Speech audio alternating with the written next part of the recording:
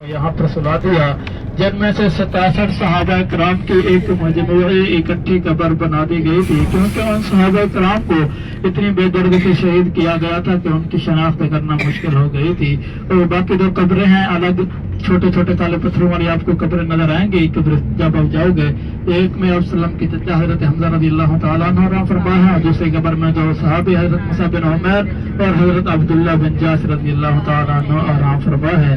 और साथ ही ये आपके उल्टे हाथ पर जो पहाड़ी नजर आ रही है जिसके ऊपर चंद लोग चढ़े हुए हैं आपके उल्टे हाथ पर, इस पहाड़ी का नाम है जबल रुम्मात। इस पहाड़ी का नाम है, ये वही दर्रा है यहाँ पर आप सल्लम ने उन 50 तीर अंदाजों को खड़ा किया था जिनसे फरमाया था कि तुमने इस दर्रा को किसी हालत पर नहीं छोड़ना।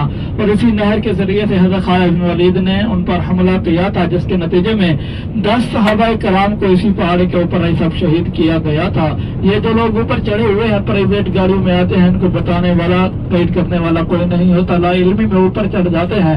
आपने इसके ऊपर जाने से परहेज करना है। इसकी वजह भी मैं आपको बताता चलूं कि इसी पहाड़ी के ऊपर 10 सहाबाए कराम को शहीद किया गया था, तो साफ ज़ाहिर है उन सहाबाए कराम का खून भी इसी जगह पर लगा होगा।